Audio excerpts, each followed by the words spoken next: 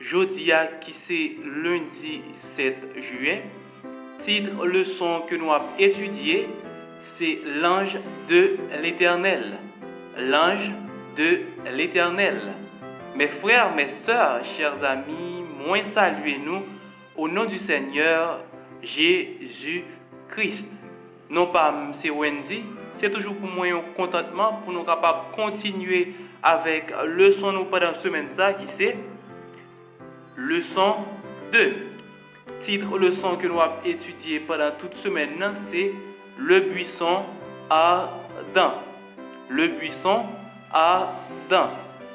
Verset à mémoriser, ou verset pour nous connaître, nous jouons un texte là dans Exode chapitre 3, les versets 7 et 8.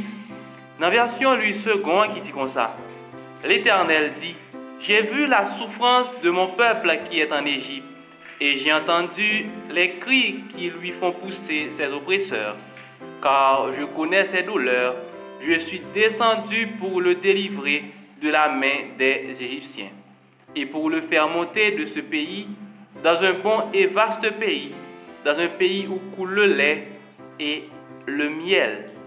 Et nous disons Amen. À nous chaque qui a suivi moi sur YouTube, sur Facebook ou sur TikTok, moi invité au connaît même abonner avec la chaîne là. Like vidéo et partager comme ça plus monde a joindre. Et ensuite, nous allons courber tête nous sensiblement pour nous capables prier ensemble. Dieu très haut, créateur du ciel et de la terre, dans ça, nous disons merci pour le privilège que vous accordez nous. Merci parce que vous permettez nous capables de réunir pour nous continuer avec l'étude de parole. Nous demandons autant prix. Assistez-nous, remplissez-nous avec l'Esprit Saint et comme ça, nous capables de faire gloire dans tous côtés nous passer. Au nom de Jésus, nous prions. Amen. Encore une autre fois, titre leçon que nous avons étudié aujourd'hui, c'est l'ange de l'Éternel. Dans la leçon aujourd'hui, l'auteur va présenter nous plusieurs significations que l'expression ça li gagne, qui c'est ange de l'Éternel. Et dans la deuxième partie, nous allons voir qui mission que Moïse a gagné et comment bon Dieu va utiliser Moïse pour lui capable d'accomplir mission ça. Eh bien, juste avant, dans la première partie, nous voyons que l'auteur montre nous que l'ange de l'Éternel dit l'ange de l'Éternel apparut à Moïse dans des flammes de feu au milieu d'un buisson, selon Exode 3, verset 2, dans la version 8 secondes. Et puis il dit, c'était le Seigneur Jésus lui-même qui parlait à Moïse du milieu du buisson. Exode 3, verset 4. Et bien là, il montre nous que l'ange de l'Éternel, c'est un symbole de Jésus. C'est-à-dire, ange de l'Éternel, il symbolisait Jésus-Christ qui était porté non ça dans l'Ancien Testament. Eh bien, nous sommes capables même dire que ange de l'Éternel, eh bien, c'est antitype. Et Jésus lui-même, c'est type. Parce que c'est ange de l'Éternel qui représentait Jésus dans l'Ancien Testament. Eh bien, auteur là, il peut aller plus loin pour dire que lorsque nous entendons des termes ça ou expressions ça qui c'est ange de l'Éternel, et il est capable contingent rendre nous sceptiques, contingent mettre nous en confusion et pour nous capables d'accepter que c'est Jésus que il représente. Eh bien, il prend nous étymologie et mot ange là dans ange de l'Éternel. Côté il dit ange là, il signifie messager dans la langue hébraïque qui traduit par malak. Eh bien, il traduit comme ça dans plusieurs versets bibliques que nous allons présenter pour vous là. Et puis, auteur a dit, il interprété comme un monde ou soit un Dieu. Selon Malachie 3, verset 1er, nous sommes capables de lire. Eh bien, il est capable d'interpréter par un monde ou un Dieu, mais qui c'est un messager, ou du moins, nous avons justement dit, il y a un monde qui c'est un médiateur qui vient pour capable faire passer un message. Et il y a plusieurs passages bibliques qui sont capables de permettre de nous comprendre l'ange de l'Éternel en plus bien. Côté lui, invitez-nous Genèse 22, verset 11 et 15 à 18. C'est lorsque l'ange a parlé avec Abraham.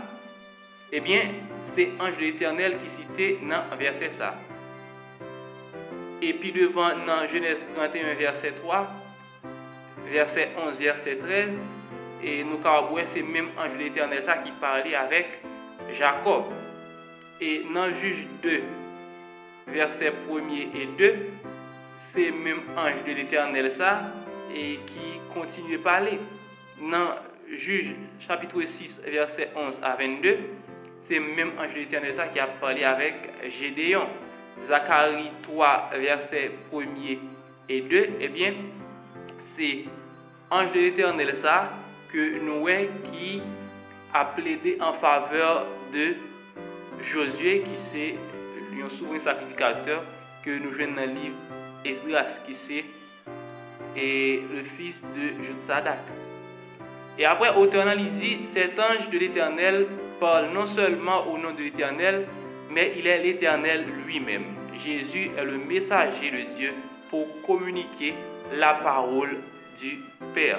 Eh bien, l'ange de l'Éternel, dans tout verset que nous se prenons là, il non seulement parler dans nos bons Dieu, et nous voyons que l'auteur dit, il est lui-même, mais il est l'Éternel lui-même. Et il parle tout, c'est comme si l'autre là, il sorti de lui-même. Et puis dans le texte là, nous voyons que l'auteur a posé une question ça pour dire comment Dieu avait-il expliqué à Moïse la raison pour laquelle il voulait intervenir en faveur des Israélites réduits en esclavage en Égypte? Eh bien, invitez-nous Exode 3, verset 7 à 12, que nous sommes capables. Et dans la partie ça, l'auteur attire l'attention nous sur la dernière période de 40 ans. Si toutefois nous avons lu la leçon hier, nous sommes capables de comprendre de qui ça que moi parlé là. Eh bien, l'âge de Moïse qui était estimé à 120 ans, il est divisé en trois périodes de 40 ans. Eh bien, deux périodes, nous avons parlé de déjà. Eh bien, dernière période là, c'est dans la période ça, et nous avons dit au minimum Moïse 80 années, c'est dans la période ça que l'État pral joue une mission pour être capable de délivrer le peuple bon Dieu, délivrer le peuple Israël, pour lui permettre de sortir en Égypte, pour être capable d'aller vers la Canaan terrestre. Eh bien, nous sommes capables de voir que l'auteur attire l'attention nous sur un fait qui est vraiment important. Quand il dit la souffrance du peuple de Dieu en Égypte est décrite de manière vivante comme un gémissement et un profond cri au secours. Dieu entendit leur cri et eut de la compassion pour eux. Exode 2, versets 23 à 25. Il les appela mon peuple. Exode 3, verset 7. Eh bien, nous sommes capables de voir que bon Dieu a délivré le peuple Israël, c'est parce que il finit par avoir compassion pour lui. Malgré nous connaissons le peuple là, et lui souvent a désobéi bon Dieu, lui souvent fait ça que bon Dieu lui pas aimé, mais lorsque bon Dieu lui ouais peuple là lui souffrir, lorsque lui ouais peuple là lui et dans misère, une misère qui est atroce, eh bien dans l'amour li, dans miséricorde li, eh bien li pral délivrer peuple là, ça fait lui dire bon Dieu dit non seulement entend les cris peuple là, il y a compassion pour eux selon Exode 2 verset 23 à 25. Et ça qui est important c'est que li pral relé peuple Israël là mon peuple, c'est-à-dire peuple pâle. Et en tant que li relé peuple Israël là peuple pâle, eh bien c'est en tant que on capable dire peuple là il peut quand même exister gens que et nous capables connaître aujourd'hui. Il faut que nous pas oublier tout depuis dans Genèse 15 verset 3, il a annoncé ça avec Abraham, que descendant yo, c'est-à-dire le peuple Israël, qui peut quand même venir à l'existence, yo gagné pour yo capable opprimer par une nation qui a fait au passé misère et lui-même l'y a délivré. Eh bien, il était considéré peuple Israël là, en tant que peuple pâle, malgré le peuple Israël là, il peut quand même exister, Jean que Noël dans Exode 3, verset 7. Et l'Ibral dit ça encore plus bas. Côté auteur là, il dit, Dieu dit à Moïse qu'il l'envoyait à Pharaon pour une tâche précise. Maintenant, va, je t'enverrai auprès de Pharaon et tu feras sortir d'Égypte mon peuple, les enfants d'Israël. Exode 3, le verset 10. Encore une fois, Dieu les appelle mon peuple. Eh bien, nous avons voir c'est l'ordre que bon Dieu passe avec Moïse parce qu'il estimait que Moïse est prêt pour mission. Eh bien, il voyait auprès de Pharaon pour être capable de délivrer le peuple qui c'est le peuple Israël. Et non seulement ça, tout, le peuple Israël là, son peuple. Eh bien, ça, il est capable de faire nous comprendre qu'en dépit de tout ça que nous sommes capables de faire, bon Dieu, en dépit de toute rébellion que nous sommes capables de faire, en dépit de toute action que nous sommes capables de poser, eh bien, lorsque nous décidons de retourner avec bon Dieu est toujours prêt pour les capable d'accepter nous, pour les capable de sauver nous. Et encore plus bas dans le texte là, nous voyons que l'auteur là lui pose la question ça quand il dit quelle tâche Dieu avait-il confiée à son serviteur? Moïse avait donc répondu par une question qui suis-je? Eh bien, nous sommes capables de voir que Moïse t'a montré faiblesse, il t'a montré comment il est impuissant face avec grande mission ça, ou du moins grosse responsabilité ça que bon Dieu lui t'a confié. Ça fait autant dit. Moïse se demande pourquoi Dieu choisirait-il quelqu'un comme lui. Dès le début, nous avons ici une indication de son caractère, de son humilité et de son sentiment d'être indigne de l'appel qui lui est fait.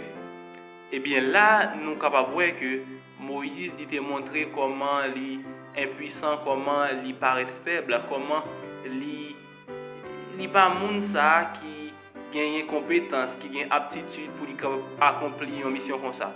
Mais puisque c'est bon Dieu qui confie une mission, eh bien, il répond avec appel là. Nous avons dit dans coup Isaïe, me voici Seigneur, envoie-moi. Malgré qu'on est que des faibles, malgré qu'on est impuissant, eh bien, il confie dans bon Dieu. Eh bien, bon Dieu, il te fait chemin avec. Et puis, dans le texte là, l'auteur a posé question ça que moi je lire pour nous quand il dit pourquoi l'humilité et le sentiment de notre propre indignité sont-ils si importants pour quiconque cherche à suivre le Seigneur et à accomplir quelque chose pour lui? Pour nous capables finir, nous avons courbé tête, nous fermer les yeux nous pour nous prier. Merci Seigneur parce que tu permets de nous être capables d'étudier le son ça. Nous d'autant prier, fais-nous grâce, pas quitter nous seuls. Permets à ce que nous capables toujours quitter les yeux nous fixer sur nous-mêmes. Et comme ça, nous sommes capables de marcher de victoire en victoire et comme ça, nous sommes capables de sauver. Au nom de Jésus, nous prions. Amen. À bientôt pour le son mardi. Que bon Dieu continue à bénir.